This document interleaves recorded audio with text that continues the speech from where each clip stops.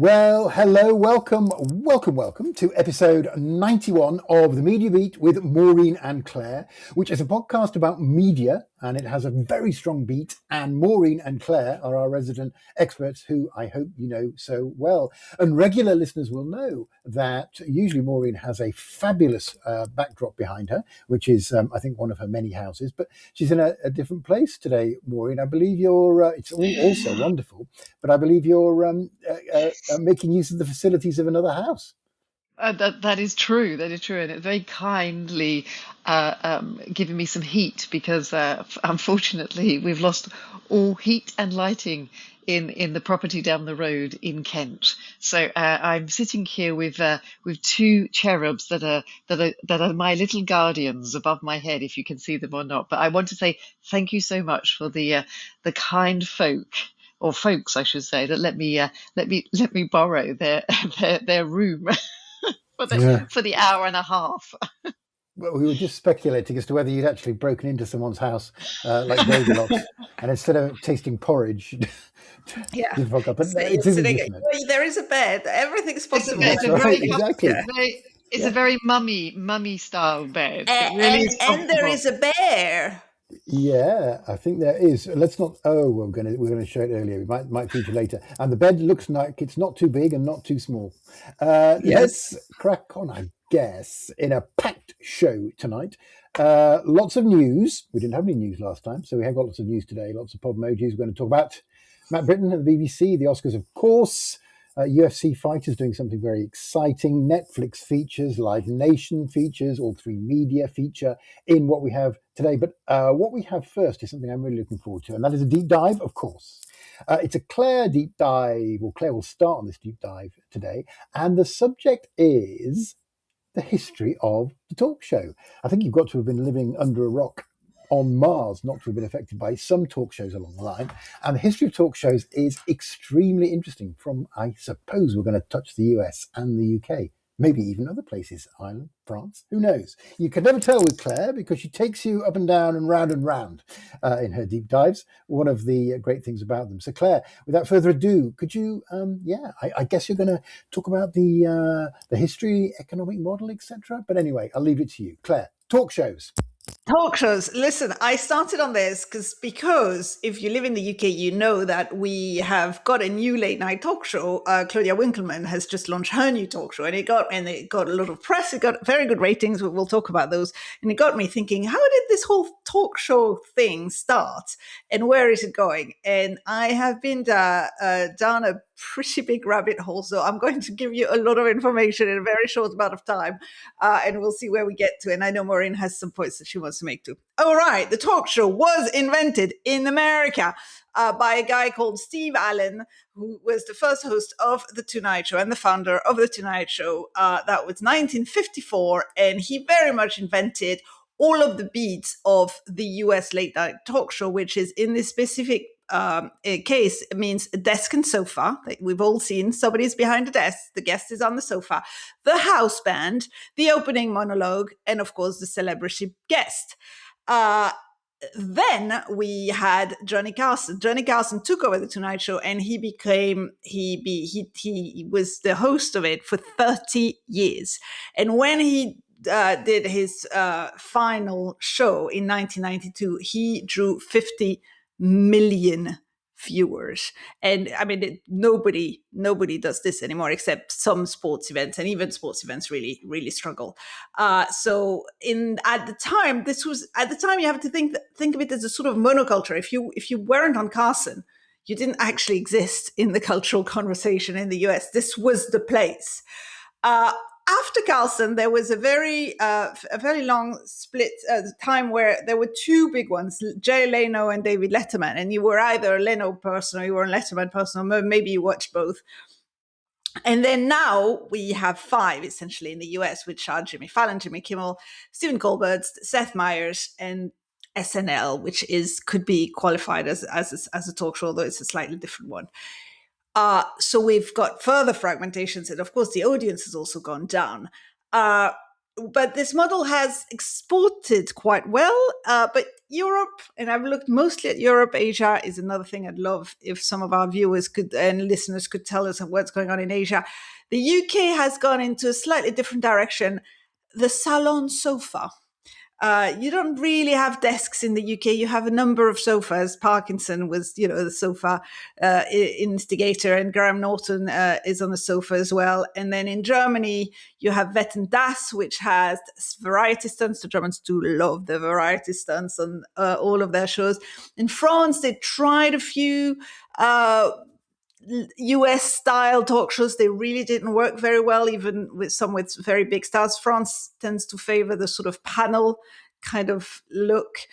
So it hasn't really worked in that way.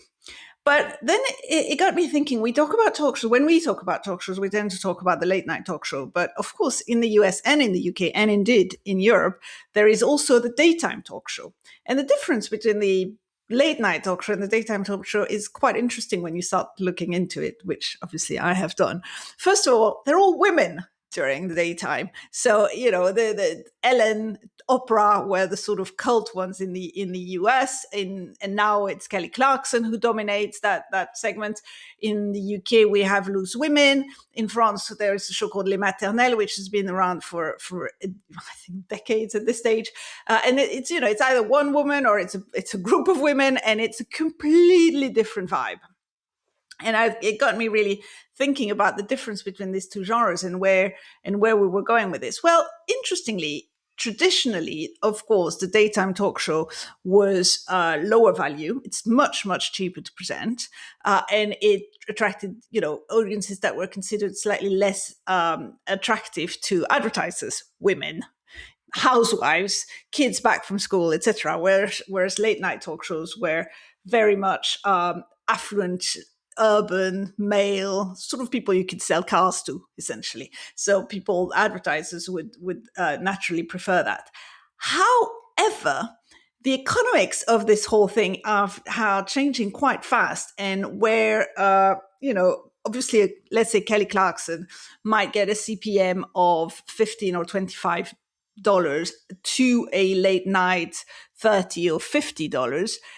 The cost of making the show is so much smaller that these shows have become really actually quite profitable compared to the late night shows, which are super expensive to produce because you need the house band, you need the live audience, the big live audience, you need, the celebrity guests, etc., etc. So while the late night talk shows are under a lot of pressure, the daytime talk shows are actually booming at the moment and doing better than ever.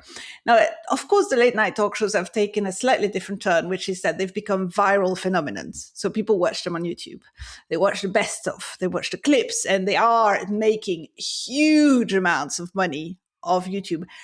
But that huge amount is still much smaller than what they were making on television. And I know we talked when the Colbert show was the Late Show was finally announced to be cancelled, and we'll finish in May 2026. We talked about whether this was a political decision or a financial decision, and it was announced as a financial decision. And honestly, looking at the numbers, financially, it makes complete sense to cancel it. This show is losing a lot of money now, despite all of the advertising on YouTube, despite all the TikToks, despite all the Instagram reels. It's just not working anymore. At basically $100 million annual budget, you can't make this work against the shrinking live audience. So I think we are looking at a sort of really interesting moment in the late night talk shows in the US, which have been such a stalwart of the programming, because they can't survive in the number that they are at the cost that they are. Meanwhile, daytime is thriving. Now, just to go back very briefly before I hand over to the UK, the UK is dominated by two late night shows. It's very different in the UK because they're weekly, so the pressure is much less than the late night shows in the US who are daily and also have become quite political. The UK late night shows have remained very apolitical, similar to the daytime shows in the US, and they are weekly. And there's Graham Norton on the BBC, of course, and Jonathan Ross on ITV, Graham Norton being the bigger one. Claudia is taking Graham Norton's slot during Graham's time off, so she's not taking his spot, she's continuing. She is one of the first women to have a late night talk show, and she started very well. She did. She improved on Graham's normal audiences, which are already quite big. I mean, basically, Graham Norton's getting as many viewers for his show in the US, in the UK on TV, as Stephen Colbert, even more than Stephen Colbert is in the US, which is obviously a much bigger market. So it's doing generally quite well. But the interesting thing with Claudia's show, which had, I haven't watched it yet, had good reviews and slightly mixed reviews. It's the first one. I'm sure she'll do amazingly. She's got the star power. She's riding a high. She's very warm. She'll be absolutely fine. The interesting thing when you watch it is that it's starting to look more like a podcast than it is a talk show. And if you think about what's going on in the US, the late night talk show, as in terms of the celebrity circuit, are completely being replaced by the Amy Poehler podcast, by Smartless, by Hot Ones on YouTube, by these sort of, cult little shows. Again, much, much less expensive to make. But that's what's replacing. And that's what people are feeling. And I go back to the podcast panels I did a couple of weeks ago, where the podcast producers were saying people are they're looking for that authenticity.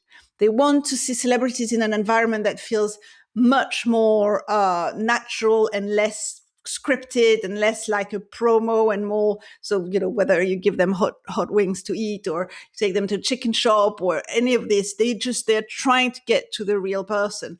And so that's not great for the sofa and desk model, where that you cannot get further away for pure authenticity. So I don't know what's going to happen to the late night talk shows in the US. I think in the UK, there's been enough reinvention and there's still enough love for the format. And again, they are weekly rather than daily. So there's a lot less pressure on them. I think they'll do okay, but I don't know what's going to happen in the US. What do you think, Maureen? I know you are a huge fan of the talk shows. The late night.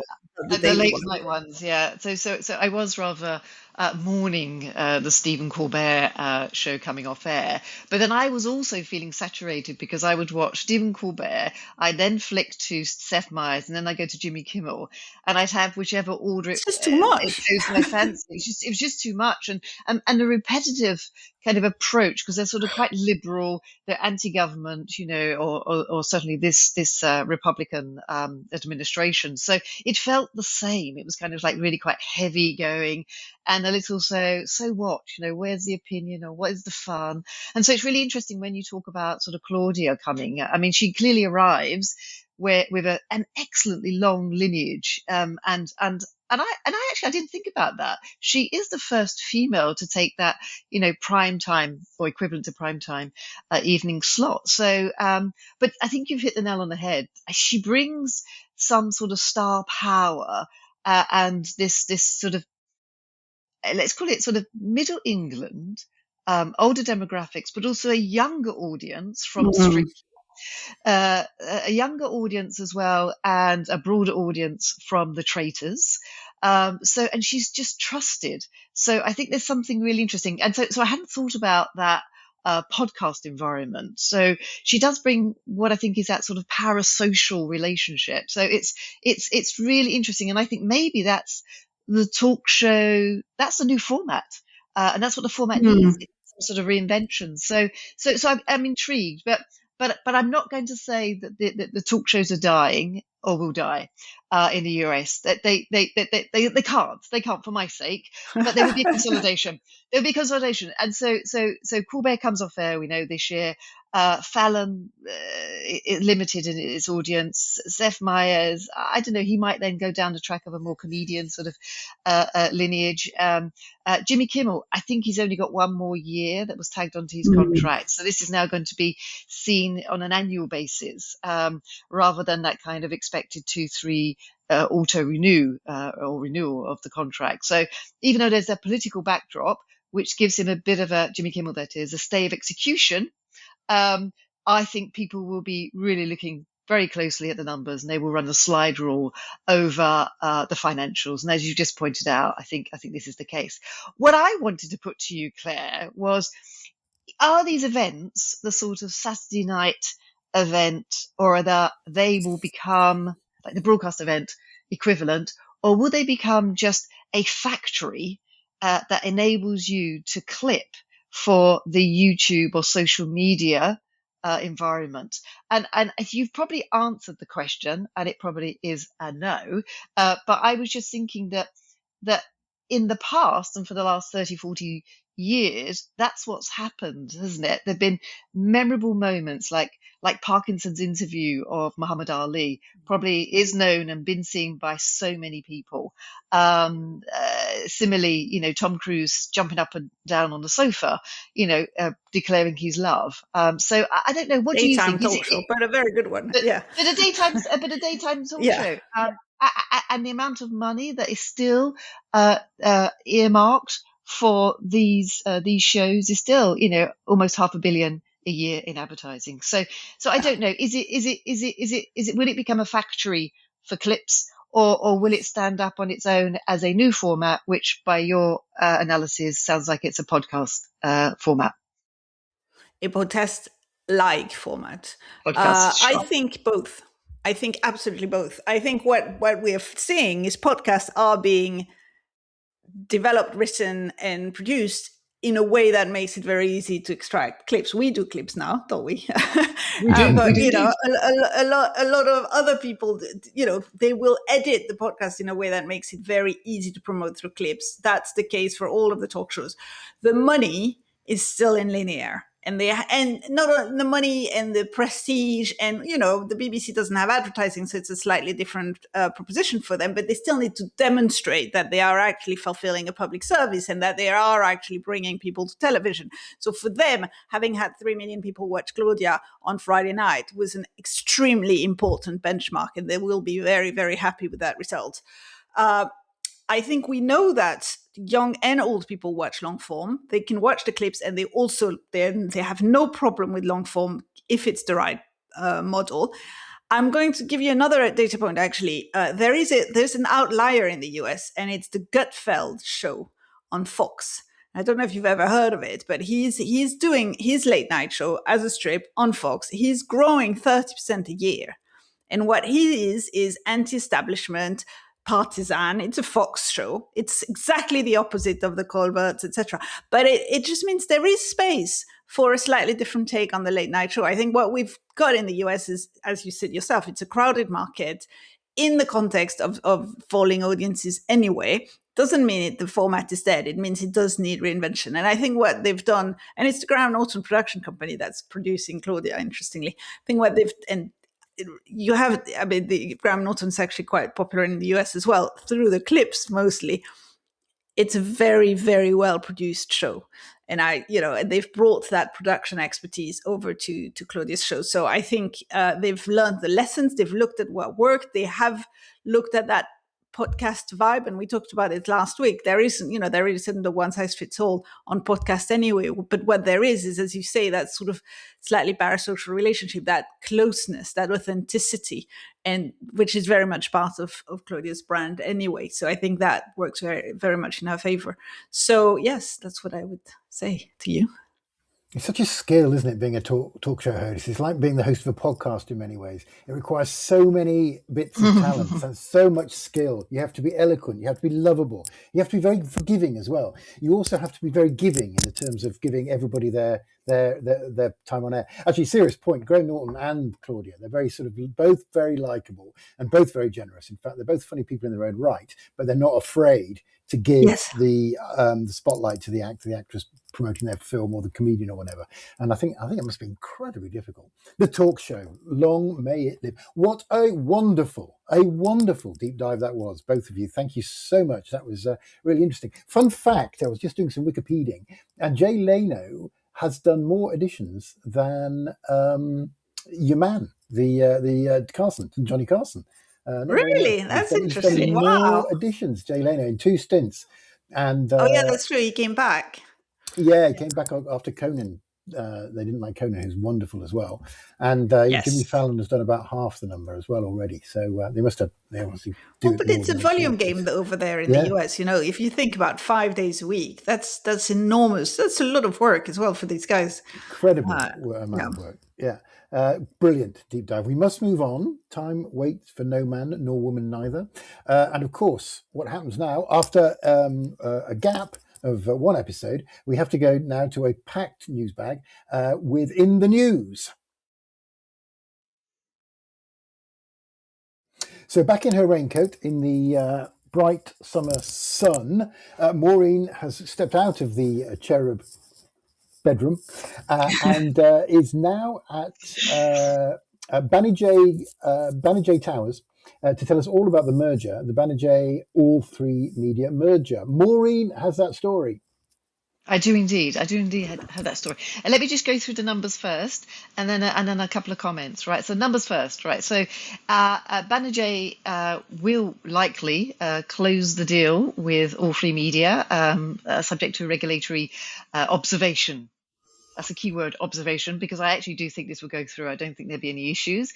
The numbers are: this is going to be a staggering almost 4.5 to 5 billion euro turnover business, with probably around 700 million of profits. So a significant business. And of course, that's based on the numbers that we know and are aware of. And it's probably 2024 numbers. So a significantly large organization that will have almost 170 creative labels in 25 countries and 260,000 hours of content.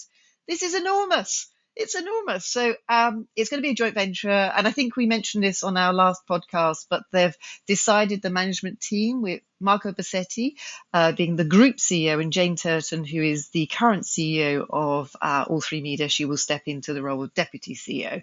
And then we have Jeff Zucker as chair. And we all know that Jeff ran NBCU and CNN back in the day. So big platform, great deal. But in my view, my take on this situation is more about what's next. So I actually just think this is a signal to the market as a consequence of what's happened in the last 3 or 4 years. Claire and I probably reported these numbers back in 2022, but that was the peak of TV production in our industry and probably in our lifetime, where we were hopeful, where we hoped that it would continue. But unfortunately, in the last couple of years, we have seen a significant erosion of commissioning, revenue and production activity. So that for me, and probably Claire may attest to this, that this for me is a signal that some consolidation was needed in the market. And I don't think the consolidation stops there. The consolidation probably will continue, and the ripple effects will be probably across not too far and not too distant from our London bases, but ITV. So ITV Studios and ITV Media and Entertainment, again, as we mentioned a couple of weeks ago, Comcast is looking through Sky, to acquire the broadcast and ITVX out of, or carve it out of ITV, and that will leave ITV Studios, which is a significant production house, standing alone. So one wonders whether or not that would be open to acquisition, and probably so.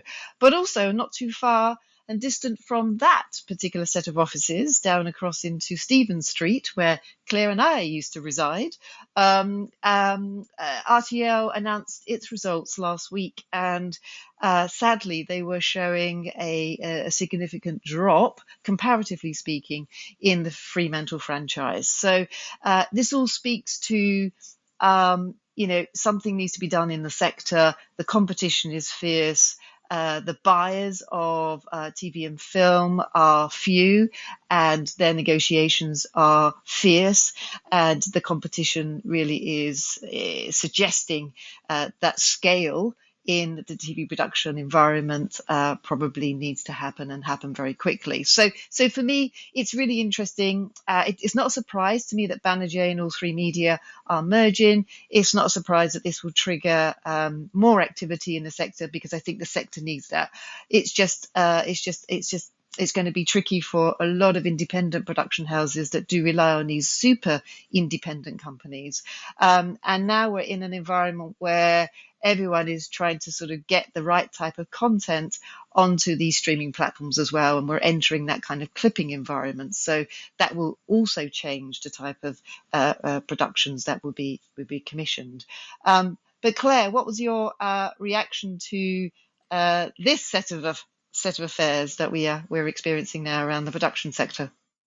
Yes, I mean, I agree with you. I think it was inevitable in many ways. I think it's a sort of the end of the super indie period. I mean, it's hard to remember now, but 25 years ago, the power of these massive indies, who were rolling formats like Millionaire and Big Brother and Idol around the world and dominating schedules in a way that you just don't see anymore, because unscripted is not doing great, apart from perhaps Claudia's talk show. I think they have announced cost synergies of about 50 million euros. We all know what that means. And the reason they're doing this is because they are struggling to make money. And that goes back to Fremantle's results. And they are struggling to make money because there's enormous pressure from the buyers in terms of costs, and there is also upwards pressure in terms of how much it costs to make things. And so this combination of things means that the producers and the distributors are being squeezed, and that scale is the answer. But it is going to make things harder for small independent companies who need these super indies often to help them with distribution, because they don't have the possibility of doing international distribution themselves. It means there's yet another, it's a smaller pool of people that you can contact if you're trying to finance a project. And a lot of these big, expensive dramas need, various co-production partners. That's one less that you can talk to. It's going to be a very European group. It's good. I mean, on the plus side, trying to be positive about this, because I am a little bit sad, and I have a lot of affection for All3Media, and the whole thing's going to be called Banijay now. So, but it will be a counterpower, which is always a good thing to the US dominance that we're seeing at the moment. Although there is there's US finance in there, it will very much be a European headquartered group with a very strong European DNA. And Fremantle and ITV Studios, who are also big, and BBC Studios, big independent, global independent producers, are still also European groups, which I think is a good thing. But yeah, it feels like the end of an era. Yeah, I would agree. I wonder then if we're going to start to see more of the sort of finished IP, where they'll focus on that, because that's where I think the streamers and the big commissioners are looking to, or does AI start to feature in trying to realize some of those synergies that are touted, as you said, what 50 million of synergies? That's pretty significant. That's a pretty high number. Yeah. Okay. Right. Thank you very much. We move on to Claire now. We talked about advertising a lot. It's such a super interesting central subject. We've got an advertising story now. So Netflix to sell ads via Amazon's DSP. DSP, does that need explaining, Claire? That's a very good question. Well, DSP, demand side platform. Ooh, thank God for that. That's what I had a blank there. So it's basically, it means that advertisers will be able to buy Netflix ads. You can buy ads on Netflix through Amazon's platform, which is called demand side platform, because it means you just plug in and you demand, I want an ad on Netflix. Now that's an interesting deal, which they've just announced. Well, actually started in 2025. They've just announced it's going to expand to 11 territories, which is the UK, US, France, Germany, Italy, Spain, Mexico, Canada, Japan, Brazil, and Australia. And it caught my eye, because obviously you wouldn't expect Netflix to use Amazon as its demand side partner. And we've talked before about how they did this big deal with Microsoft when they started investing in advertising. And indeed, they're still sort of powered by Microsoft's ad stack and sales infrastructure. But I think they've realized that they absolutely needed the scale that an Amazon, or I assume they also looked at Google and Meta, that these people can provide, especially when it comes to global ad selling, because the complexity of selling ads in 11 markets is absolutely tremendous. And the complexity of selling ads on a platform in all of these markets for a targeted advertising audience that you can really have a lot of data on is actually a very rare skill that at the moment only a few people have. I thought it was interesting. I think it really underscores how dominant Amazon, Meta, Google are in this world, that you cannot bypass them. I would say that probably wasn't Netflix's first choice to go to Amazon. And they've probably, because they are very pragmatic, as we discussed last week, probably decided that this was their best bet. But it creates even more, this is the episode of consolidation. It doesn't really leave a lot of space for new players, let's put it that way. What do you think, Maureen? I thought it was they're kind of the last man standing, because Amazon's actually has a similar set of deals with Fox, Warner Brothers, NBCU, and Paramount, and Netflix has been holding out. So, as you say, it's a real signal that Netflix, I've got to do it. That they have no other choice, and it does then show the dominance of Amazon. But so what's really fascinating? So, as a retailer, if I'm advertising, so I can now target Netflix viewers based on what they actually have been buying on Amazon, and not just what they've been. It's terrifying. That's the point. That is the point. So I find it staggering, absolutely staggering. But it basically, as we know, and I think we mentioned this a couple of weeks ago as well, the Netflix advertising revenue is pretty good now. I mean, it's taken 3 or 4 years, and we spoke in the early days of how difficult it is to really sell your inventory, to sell your estate, and to convince the advertisers and the agencies to come and buy advertising space on your sites. But it's taken 3 or 4 years to do that, which is great. And they are now at what 1.5 billion. They've been doubling. And they're expecting to go to 3 billion this year. So yes, they're definitely scaling up and scaling fast. Yeah, exactly. So I think this is a smart move. They did hold out for as long as they could, but no, Amazon is the king. It rules the day. It truly does. Yeah, the power's there for Amazon. But good move, smart move. They're supposed to do it, so they should. Pragmatic move, I think. Pragmatic. They know what they want. They want to achieve. They know what they're going for, and they'll do what it takes. That's capitalism for you. I look forward very much to buying a lawnmower and then being asked if I want to buy a lawnmower a week later. Yeah, that's always my. You might need two. Who knows? Yeah, that's right. But if you're watching a gardening program, that's the only reason they'll be trying to sell you a lawnmower. So maybe we know you bought one last week, but I thought you liked lawnmowers. Anyway, exactly. I get it. I don't know what you're complaining about. Lawnmowers are excellent. Look, it's exactly the model you bought last week as well. Yeah, so you can have two. And it's only a little bit more expensive. Anyway, I'm sure it's more sophisticated than that. Brilliant. Thank you, Claire. And finally, on this section, LiveNation. Oh, the LiveNation antitrust settlement. That sounds interesting. Maureen, you have that story. Oh.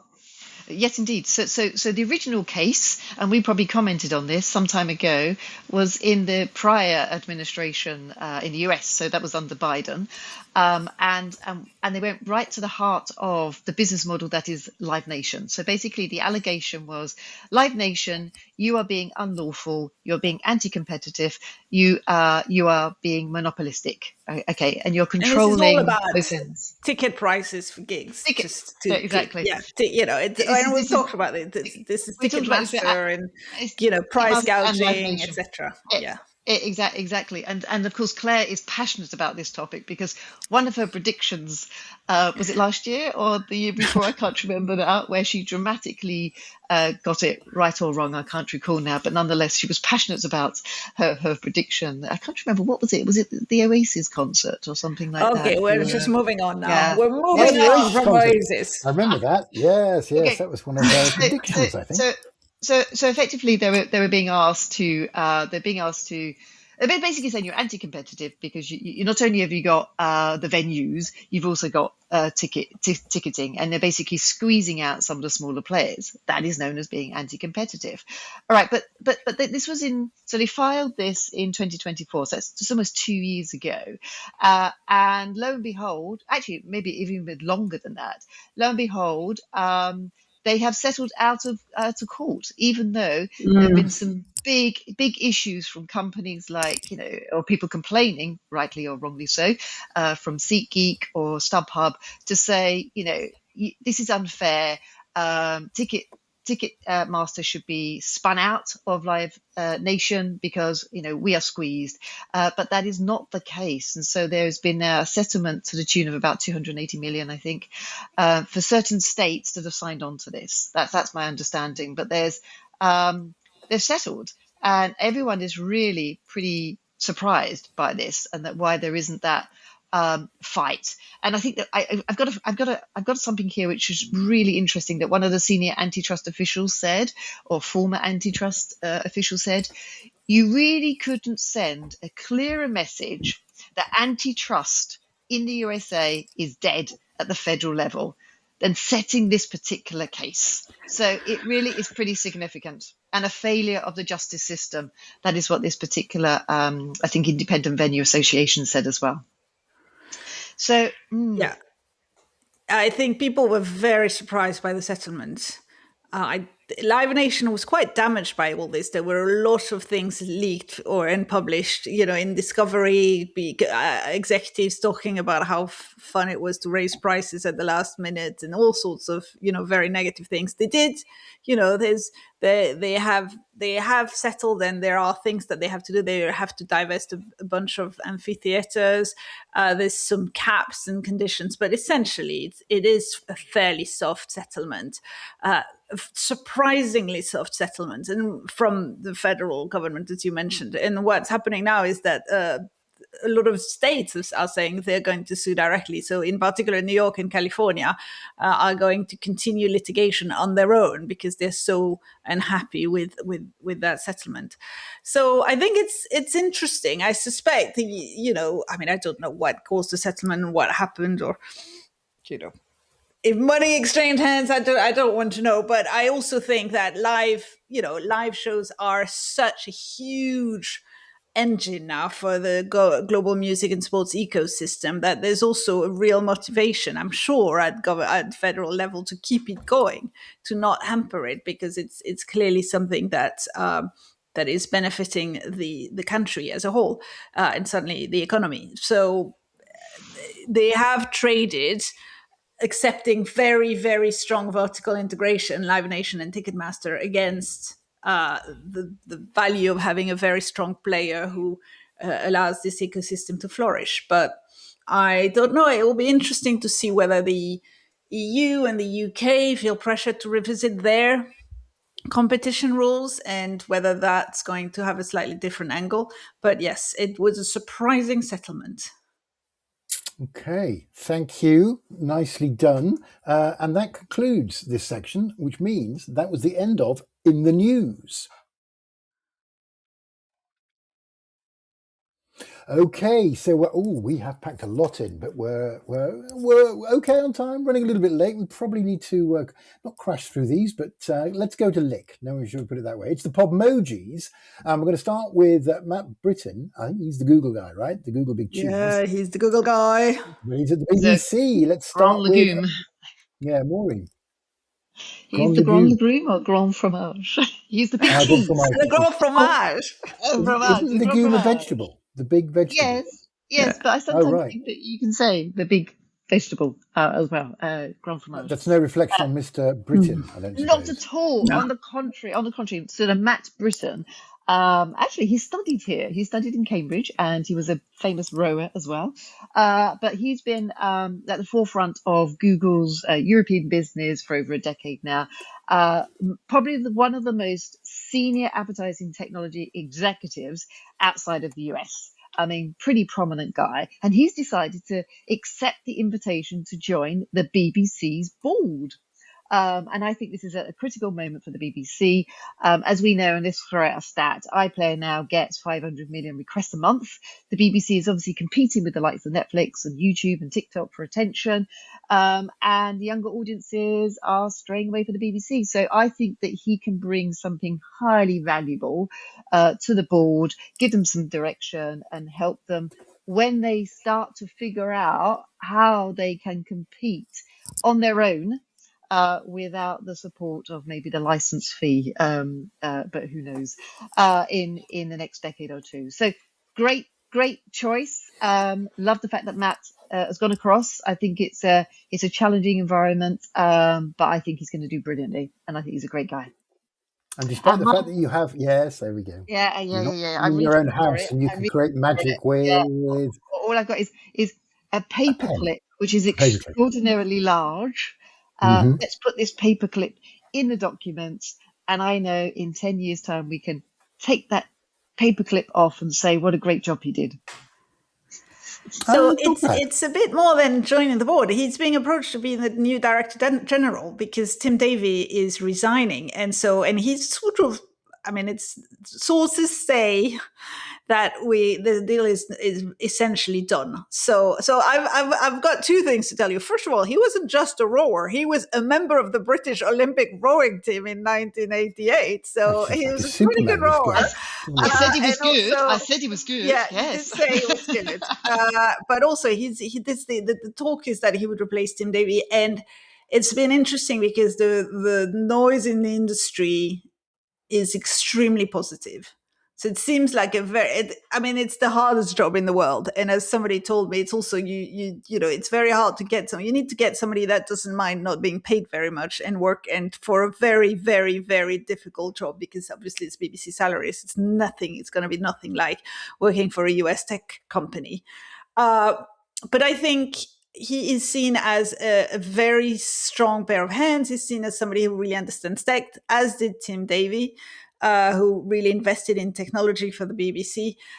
Obviously, the BBC's just done a big deal with YouTube, so it will be very interesting to see what Matt Brittin does with this thing. But he, the general vibe around this potential appointment is incredibly positive, which is almost unheard of for such a political appointment. The only thing people are slightly worried is whether he's entirely prepared for the public scrutiny that comes with this job. But I think nobody will ever be prepared for that. It's a horrible. I mean, it's both a brilliant job, but also a horrible job. But I think he could do very well. He would row the BBC to new heights. That doesn't work at all as an image. So my Podmojis, tipping my hat to you, Mr. Brittin. I hope you get it. I think you'd be a very nice, you'd be a very good candidate. He looks very nice as well. And it's to his credit that he's considering it, more than considering it, I think. Very good. It's a great job, but it's also a very difficult job. Yeah, I suppose like a lot of great jobs. He rowed in Great Britain and he won bronze in the World Rowing Championships. Doesn't say how many were in the boat. I don't know if he's part of an 8 or any of those numbers that you find about. Don't know. But he also rowed for Cambridge. What a star. God, what a guy. Gee. What a guy. I'd meet him at a party and go, what do you do? And I'd go, oh, it doesn't matter. That kind of guy, but God bless him. Thank you for that excellent insight. Let's follow that story. That was a Podmoji. Hey, did you Podmoji, Claire? I did. I took my hat off. Oh, I thought you were doing. I thought the fly had landed on you. Right, tipped your hat. That was very, very good. Nicely done. Moving on, Claire, you always lead on this. It's the Oscars again. It's the Oscars again. I want to talk specifically about one thing at the Oscars. And I want to start by saying I loved Sinners. It was one of my, if not my favorite movie of last year. And I think Michael B. Jordan was amazing in it. And I think it's absolutely right that he won the Best Actor. That being said, he was not going to win it. There was no heat behind him. If you had put money, and I know you like the occasional wager, Oliver, if you'd put money on Michael B. Jordan in January, you would be very rich right now. Because he was absolutely an outsider. Warner Brothers produced Sinners and didn't produce it for an awards win. They released it in March. If you don't want a film to win the Oscars, you release it in March. By the time the Oscars roll around in February, everybody's forgotten about your movie. If you want a movie to win at the Oscars, you release it in October, and then you relentlessly pound the pavement and do all the talk shows and all the podcasts between October and February. And that's exactly what the Warner Brothers did with their other award movie of the year, which was One Battle After Another, which released in October and then went pop, pop, pop, pop. And that's also exactly what happened to Marty Supreme, which released in December and poor little Timothy was rolled around the entire world to promote this show and he was absolutely going to win the Oscar. Everybody knew it. The best movie was going to be One Battle After Another. Best actor was going to be Timothée Chalamet, and best actress was going to be Jessie Buckley. And it was all sewn in. The only thing that could still be a surprise were the supporting actors. Rarely had an Oscar race been so specific. And then the BAFTA happened. And two things happened. First of all, Chalamet didn't win Best Actor at the BAFTA, which was a huge upset and got people thinking, oh, maybe he's not going to win. And then there was obviously the huge controversy about, when Michael B. Jordan presented with Delroy Lindo his show. And then somebody in the Warner Brothers publicity department said, wait a minute, I can play that card, and entirely changed the narrative around the movie and around Jordan. And there was also, they got very, very good PR houses, and they started talking entirely about, one, the fact that he was playing twins, so it's like a double the work. Secondly, they started pushing this angle that it was overdue. Now, Jordan's never been nominated for a best actor award before, so I don't know why it would have been overdue. I mean, he's had a great career. Again, love the actor, but the whole idea that this was overdue is an interesting angle. And then they went very hard on the Dignity campaign, Grace Under Fire, Unshakable Composure. He's a statesman of the industry. All of this, which, by the way, again, nothing against Michael B. Jordan, but the narrative was so incredibly strong, and it happened exactly as Oscars ballots were being distributed. So they had a sort of 3-week run where that was the entire narrative played everywhere. Then he won the Actors Award, which used to be the SAG Awards, which was a huge upset again, because Chalamet, everybody thought it was going to Chalamet. And then people were like, oh, interesting. And then he won the Best Actor Award. And I think it's just a very interesting example of all the, going-ons around Oscar campaigns at the moment, and how it's become such a power play, how important PR becomes, and how you can turn on a dime like this if you've got the right publicity department. So good for him. I'm very pleased. Again, I really liked Sinners, but remember, it was essentially a vampire movie. And we talked about Scream 7 last year. That genre doesn't really win at the Oscars normally, although we did have a note from Nino, our faithful listener, to say that when things go really badly, people like to go see horror movies because makes him feel they're not the worst of people. I guess we could have vampires, could be worse. Anyway, that was my bits about the Oscar, and you're going to ask me for a Podmoji, but I have one. Oh, it's a clock. It's a clock. Oh. It was the 11th hour. Okay. That was genius. I think genius. Very good. Thought ahead. Had the prop with her. That's 105 points. Okay. Yep. Adding up. Oh dear. That's a genius. That's a genius. Okay. What I want to say about the Oscars, like two things actually. One, to put to bed finally this idea that Timothée Chalamet lost the Oscars because he made. You're feeling very strongly about this. Let's put it to bed. Let's put it to bed because the voting closed on March the 5th before he made the faux pas. So it's got nothing to do with the opera thing. Exactly. That was nothing. And this whole opera thing. That hasn't. I agree. Let's just put it to bed. It had no bearing whatsoever on Timothée Chalamet's ability to win an Oscar or not win an Oscar. So we're forgetting about that. Okay, so let's park that. What I want to say is, yes, my favourite, Sean Penn. He got it. Best supporting actor, period, full stop. My prediction, yes. So that's the only thing. That's the only thing I would like to add to this particular conversation, because Claire, that was genius, wonderful story, wonderful rabbit out of the hat, and I can't compete with that clock as a Podmoji. But Oliver, I appeal to your sense of your earnestness, your fair, your egalitarian your equitable sense of equity. Your sense of equity here and fairness, that you would just give me points because I've just bowed to Claire. I have lowly bowed to Claire in her genius response to that. No. No, joking, of course. No, of course. Yes, absolutely. I understood. Also, she's poor Maureen. She's stranded in. I'm stranded, and yes, I was told too. Yeah. Yes, I quite like that string of words, of which I understood about 50%. It made me sound quite good. But you were after something as well, I figure. So I'm quite emotionally intelligent in that. But you get many, many points for working so well in an off home location. And that brings us to the last one, which is, I couldn't believe this is true, but you sent a link. So Cash Patel. I knew you wouldn't believe me, so I sent the link. I have sources, my friend. Yeah, I was going to say, you mentioned sources before. How very exciting. So the Media Beat with Maureen and Claire has sources. We do indeed. That's amazing. We are journalists at heart. We are. Yeah, you are exactly. You're connected. This isn't fake news. Well, now you've built it up, Oliver. Go for it. Well, it's quite a good story. It's funny as well, so it's a good one to end with. So FBI Director Cash Patel has announced, I think he did it on March the 11th, so less than a week ago, that let's see what the headline actually says in Deadline.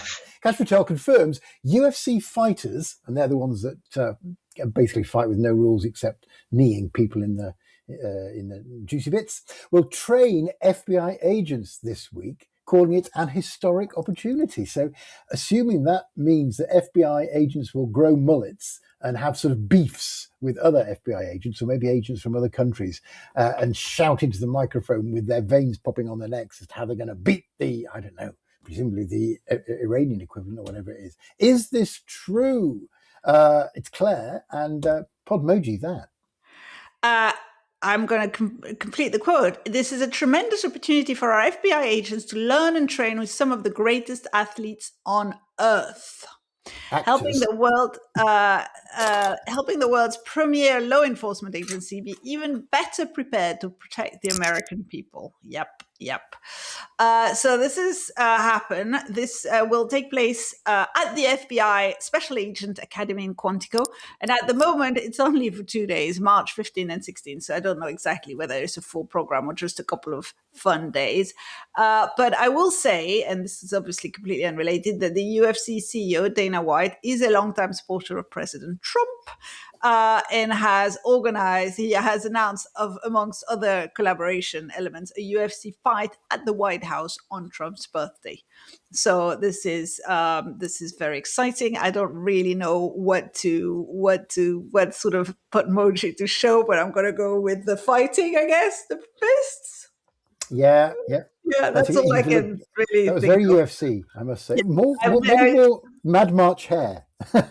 They have all sorts of categories, and I don't know anything about boxing, but they have even more. I think they have strawweight, flyweight, lightweight. That one I know, middleweight, and all of these people are going to be participating in the training. So exciting. I don't think they have as many as boxing. Boxing keeps dividing and dividing and dividing. They may do, but I don't think they do. But I know boxing is divided many, many times in the different boards have different. Anyway, never mind. So that was good. Nice sort of kangaroo type boxing there, which I appreciated. Lots of points. That's me, kangaroo boxing. Then again, very nice. For those of you watching on YouTube. So Maureen, to end the show, your Podmoji, UFC fighters, FBI agents. Yeah. Got it. I understand the point. Thank you. Good. Yes, that's right. And now you do Podmoji. I'm spoon feeding you. Yeah. Okay, so this is either a sign of, in my view, how mainstream combat sports have become mainstream. All right, or most unexpected brand extension in sports history, or probably both. Yeah, I thought it was an absolutely hilarious, but believable story. Absolutely, given the current administration. It's true. We have a source. Yeah, exactly. It was on that line, therefore it's true.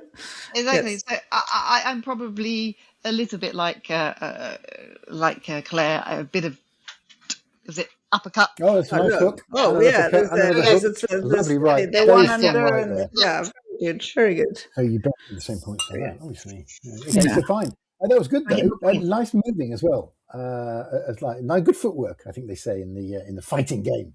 So that was it. That was brilliant. So 105 points for that one. Claire did with The tension. Maybe I'll win this time.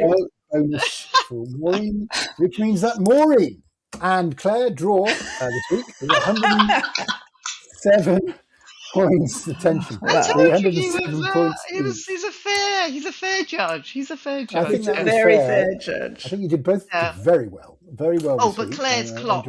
Claire's clock. I thought that's going to win it. Claire's And, clock. I was then very you've got pleased with the clock. But then you you've got did, your little bonus. I undercut stole it. you did quite good boxing, I have to say. Yeah. You were quite convincing with the Oh, boxing. it's very much like boxing, which, as you'll know, is 10 points and 9 points. Or 8 points for a very bad round by the other one. So it was going nip and tuck. I feel like we're almost as knowledgeable in boxing as we are in American football. It's just we're such cliches. We need to get better at the dark sports hole thing. in the Media Beats in the Media Beats scope of knowledge. But luckily, in the world of media, your scope of knowledge is broad and deep, as we've proven today, with a very wide set of stories and Podmojis and a very deep dive, which was wonderful. What a great subject. So we're there. We made it. What a good one. I enjoyed that. And it only remains for me to say, Maureen, farewell, and I hope you get heating in your home soon. Thank you so much. A waving and a final flurry of fists, which would probably finish anyone off who dared to square up to Maureen. And Maureen, flurry of fists, Kerr. And Claire, the Mad March hair, Tavernier. Yeah. Farewell to you as well. Farewell, and can I say that I've put a green top on because it's St. Patrick's Day. I noticed that St. Patrick's Day. St. Patrick's Day. That's not why I put it on, but I realised later on. So happy St. Patrick's Day to everybody who celebrates, and thank you very much, Oliver. And we do have Irish fans, and of course you have Irish blood or Scottish blood. No, Scottish blood. I have an Irish passport. Irish passport. Yes, okay. You're very, very Irish indeed. Yeah, very Irish. We're related, aren't we, Maureen? We'll talk about that later with our Scottish heritage. It was a Kerr Turnbull marriage. Exactly. And that's genuine news. You heard it first. Enough of it. We'll see you next time. So from me, bye-bye.